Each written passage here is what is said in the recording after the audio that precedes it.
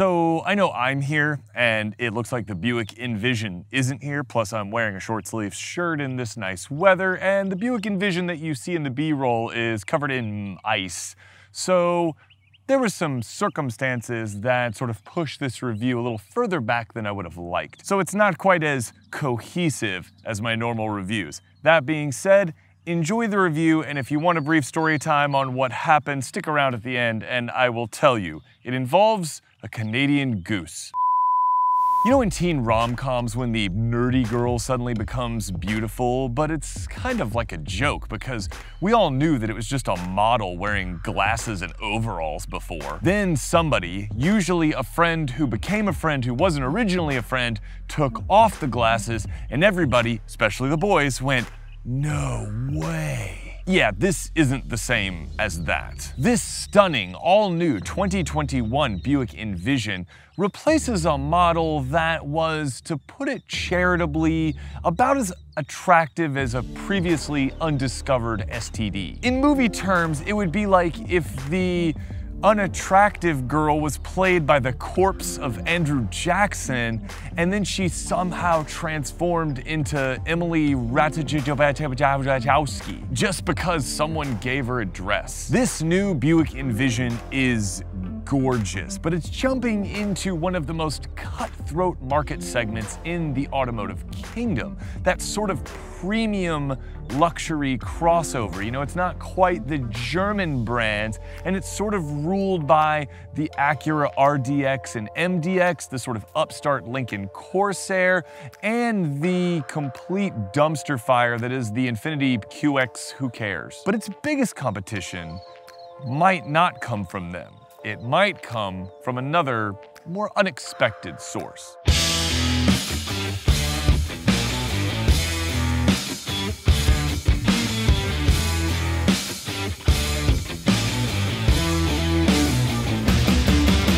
What's going on, everyone? Jax here, and today we have the 2021 all-new Buick Envision.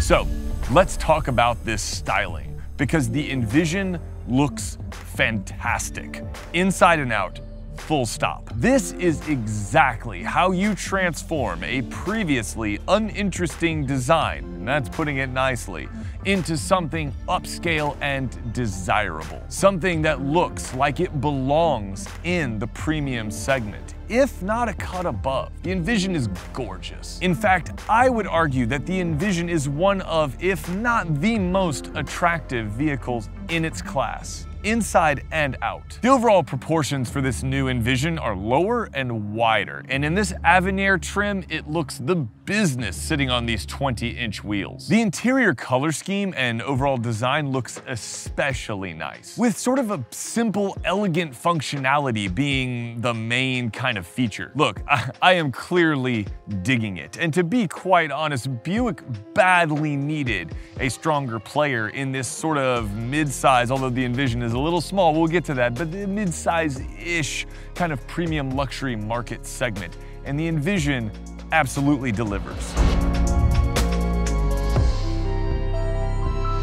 It's also, in my humble opinion, more attractive than its corporate sibling, the Cadillac XT4, with which it shares a platform. And to be honest, especially in this Avenir trim, I think the interior looks better than the Cadillac's. It sort of has a more traditional luxury sort of vibe going on than the Cadillac's interior, and I really like it. Now, this is notable because the Envision is, surprisingly, actually a little cheaper than the model it replaces, starting at 33 grand and topping out around 45 grand as you see it here. And by here, I don't mean here because it's not here, but you're looking at it right now, so here. But it tops out in Avenir trim at around 45 grand. So even if it's maxed out, as my tester was, it's still kind of a solid value proposition for the class. However, the shapely and attractive exterior does come at a price, namely interior space, especially cargo space. The Envision has just 25.2 cubic feet of cargo space behind the second row, which is on the smallish side for the class. To be fair, the Lincoln Corsair has about 28 cubic feet of space, and the Acura RDX has about 29, so it's not like you're not going to be able to carry your groceries in the Envision, but it is significantly less. It's definitely apparent that the Envision's sort of sexy sheet metal has an impact on its cargo capacity. The second row is a little tight, especially for a gigantic family such as mine. I had a Buick Enclave. I've actually had two Buick Enclaves earlier, and the second row in that is ginormous compared to the second row in the Envision. Now granted, the Enclave is a much larger vehicle, but that means that the mid-size Envision is quite a bit smaller than the sort of full-size Enclave. Not really sure why I was doing that, but there you go. My nearly 6'1" tall high school volleyball player didn't appreciate the second row in the Envision nearly as much as the Enclave, but if you want to stick in this sort of segment and you need that sort of second row space, you probably would rather check out the Acura RDX, which we also had, and it was far roomier in the second row than the Envision. Another area in which the Envision lags a little bit behind is in terms of power. There's only one available engine, and it's a 228 horsepower four-cylinder with 258 pound-feet of torque running through a 9-speed automatic transmission. And if that doesn't sound particularly impressive, it's because it's not. The 9-speed does a good job hustling through the gears, and it's utterly seamless doing so. And it tries to keep that engine in the power band as best as it can, but it definitely doesn't have a sort of effortless thrust to it like Acura RDX, Lincoln Corsair, a fast dog, a person on a bike, me walking. I think the Infiniti QX whatever might also be more powerful than the Envision, but I care about that car about as much as I care about the mating habits of seagulls. The main point here is that Buick has gone to great lengths to make the Envision a player in the segment, and it needs a powertrain to match. Merely adequate just isn't enough here, and the Envision gives you so much on the outside and the inside that it's really let down by this kind of blah powertrain. And I'm sorry that I don't have my usual cool driving segment, but I'll tell you this about the way the Envision drives. The steering is incredibly light. It is accurate, but it's very light. It's a little bit light for my taste. Power is adequate. The 9-speed makes the most of it, and it is imperceptible the way it goes about its business. But the power compared to its rivals is on the low side. It's enough for day-to-day driving, but only just. I think the biggest thing that the Envision has going from it, from a sort of dynamic standpoint, is that ride quality. The body control and the ride quality over the handling road. Yes, I did go down the handling road before disaster struck. We'll get to it at the end, stick around. It is at the top of its class, definitely at the top of its class. I would say that it's not a magic carpet ride, kind of like what the Corsair is going for. It's more sporty, like the RDX. But I would say it's equal to, if not better than, the Acura RDX in A-spec trim. So that's about the best comparison that I can make, but it has an exceptional ride. And like the outside, the interior is a fantastic place to be as well. Doesn't make sense because you're not hanging around on the outside of the car. It looked good when I rode it though. It has an excellent overall design, extremely comfortable heated and cooled seats, and some very premium upscale options, such as enhanced automatic parking assist, which will park your Envision for you in perpendicular and parallel spaces. GM's 10-inch infotainment display is excellent. I'm a big fan of GM's infotainment systems in general. I think they're super easy and intuitive to use, and as you'd expect, the Envision has wireless Apple CarPlay, Android Auto, and now Amazon Alexa. It also has adaptive cruise control and all the safety features thanks to Buick Driver Confidence Plus, which is all the safety features in Buick speak. The Avenir trim also has a 360-degree camera system, which is actually like HD quality. It's not like some others, Mazda, I'm looking at you,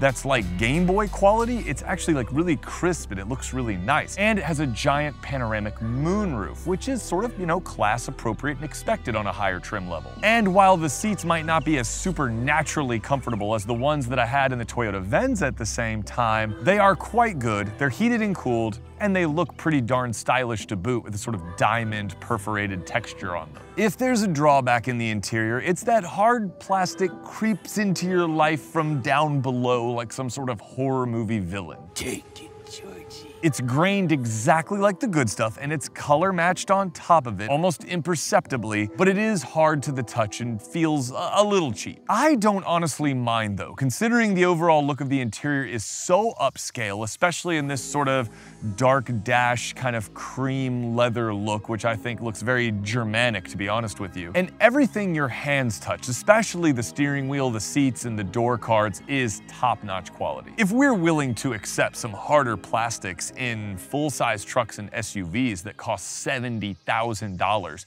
like Mrs. Jax's beloved Chevy Tahoe Z71 that we had earlier, then we can certainly accept it here when it's banished to the netherworld. So, should you buy the all-new 2021 Buick Envision that is gorgeous, awesome, and hugely improved from its predecessor? Well, I think it makes a darn good case for itself. A similarly spec'd Acura RDX or Lincoln Corsair would easily cost like well into the mid-50s. In fact, the Lincoln Corsair that I had last summer was optioned up to almost $60,000. So at 45 grand, the Envision looks really good, literally and figuratively, or mathematically, or financially, or whatever. It's loaded with compelling options, drives very well, and it's really only let down by its sort of lack of cargo space and its kind of boring power plant. The Envision is a stylish, semi-luxury SUV that undercuts most of the competition by thousands of dollars. And it's definitely a much more complete package than the sort of microwave leftovers that is the Infiniti QX50. But remember back at the beginning of the review when I said this? But its biggest competition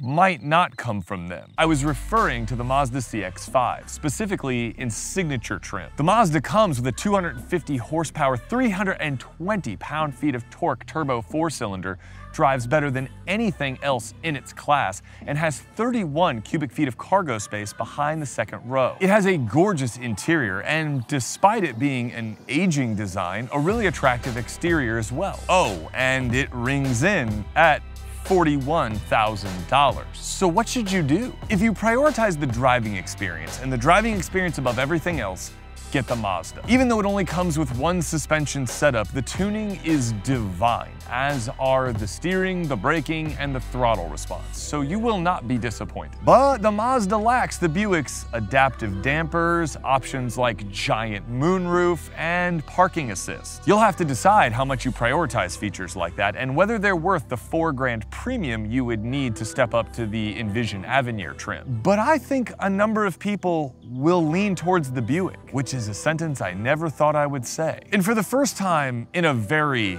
very long time, they'll be choosing the Buick for its styling rather than in spite of its styling. Look, I've openly questioned the continued existence of Buick since GM's restructuring in the 2000s. And I'll say this about the Buick Envision. More than any other Buick in recent memory, the Envision makes a strong case not only for the existence of Buick, but why you would choose a Buick over one of its competitors. So I guess I'll sum up by saying this. Welcome back, Buick. Now, let's drop a massive engine in this thing, slap a GNX badge on it, and get down to business. Guys, thanks so much for watching this video. I know it was a little weird and it's been kind of developed in 2 stages, I guess you would say, but I appreciate you watching. The Buick Envision is a truly excellent car, and I apologize that I couldn't bring this to you right when the embargo lifted, but I wanted to make sure this video got made because I was genuinely impressed with the Envision, and I hope you know me well enough by now,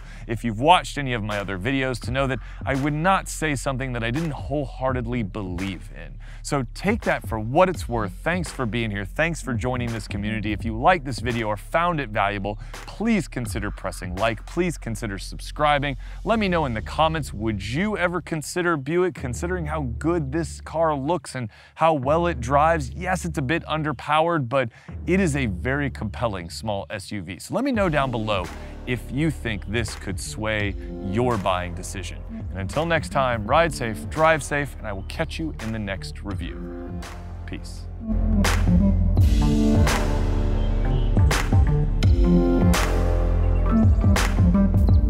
Hey, thanks for sticking around till the end. So here's what happened.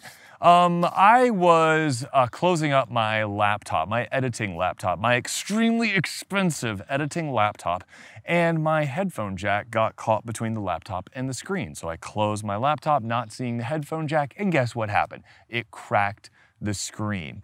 I let out a string of profanity, curse words, and otherwise inappropriate exclamations. And then I thought, you know what, back at work, I teach at a school, I think I have a monitor. So if I get in the car and go get the monitor, maybe I can plug the monitor in and see what's going on. So I hopped in the Buick Envision and I headed back up to school. And while I was heading back up to school, there was a string of Canadian geese crossing the road. And I went, hey, look, there's a string of Canadian geese crossing the road, and they were up ahead of me. And I was approaching them, they passed by, and I started to go, and then guess what? Big ol' fat Canadian goose decided my friends left me and I'm catching up. So he comes running out in the road. There's nowhere for me to go. I don't want to hit the Canadian goose head on because he's a pretty big guy and I don't know what that's going to do to the Envision. So I move over thinking I'll just miss him, and he was thinking he's just going to miss me. I better get out of here. So he leaps into the air to fly away and takes out the passenger side mirror of the Envision. So that was cool.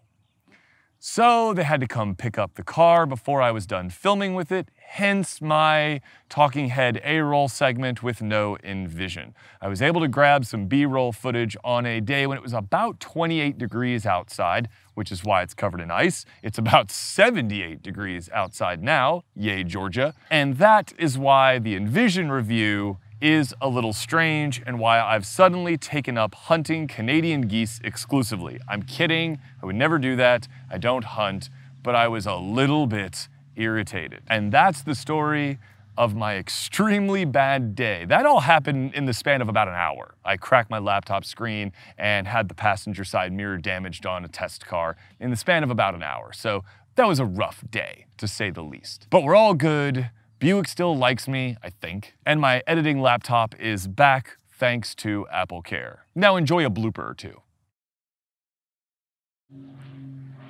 My God, am I getting strafed by a World War II plane? The only downside of this filming location is it is apparently on some sort of flight path for prop engine planes. I don't know what the term is, propeller planes? I don't know if there's another term for that. Pilots, let me know.